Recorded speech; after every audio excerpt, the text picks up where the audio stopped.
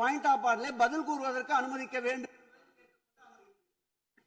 மாண்புமிகு பேரவைத் தலைவர் அவர்களே, குன்னூரில் இருக்கக்கூடிய அந்த விநாயகர் கோயிலுக்கு சொந்தமான இடத்துல மல்டி லெவல் கார் பார்க்கிங் அமைப்பதற்கு ஏற்கனவே அங்க இருக்கக்கூடிய நகராட்சி நிர்வாகம் ப்ரப்போசல் வழங்கிய போது அந்த நகராட்சி நிர்வாகத்திடம் நம்முடைய நிலத்தை குத்தகைக்கு கொடுத்து அதன் மூலமாக இருக்கக்கூடிய வருவாயை வைத்துக் கொண்டு நாம் முடிந்த வரையில் நம்முடைய கோயில்களுக்கு தேவையான அடிப்படை வசதிகளை நாம் செய்து கொடுக்கலாம். ஆனால் கோயில் நிதியவே 10 கோடி எடுத்து அங்க மல்டி லெவல் கார் பார்க்கிங் எந்த விதமான பொதுமக்களும் பக்தர்களும் கேட்கல.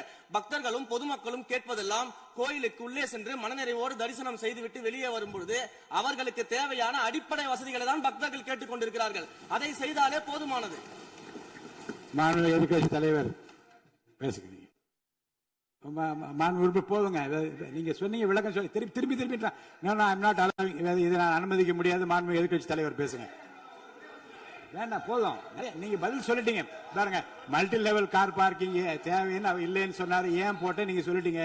அதோட விவாதம் முடிந்தது. மாண்பு எதிர்கட்சி தலைவர் பேசுங்க. நீங்க திரும்ப எதுக்கு பாயிண்ட் பாடுற?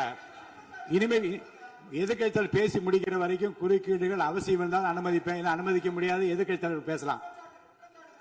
ஒரு குற்றச்சாட்டு இல்ல, அவர் விளக்கம் தான் சொன்னார். என்ன குற்றச்சாட்டு சொன்னாரு? அவர் விளக்கம் சொல்லிட்டாரு.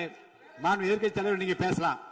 இனி மாண்பு எதிர்கட்சி தலைவர் பேசி முடிக்கிற வரைக்கும் எந்த குறுக்கீடுகளுக்கும் நான் அனுமதிக்க முடியாது.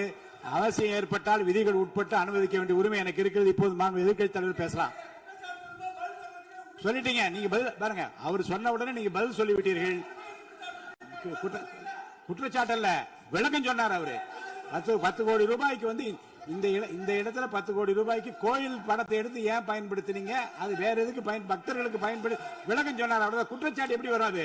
உங்க மேல குற்றச்சாட்டு வைக்கலையே. தவறா பயன்படுத்துறீங்க, அதுல தவறு நடந்து அவர் சொல்லலையே. அதை குற்றச்சாட்டாக எடுத்துக்கொள்ள முடியாது. விளக்கமாகத்தான் எடுத்துக்கொள்ள முடியும். மாண்புமிகு எதிர்க்கட்சி தலைவர் அவர்கள் பேசலாம். பேசலாம்.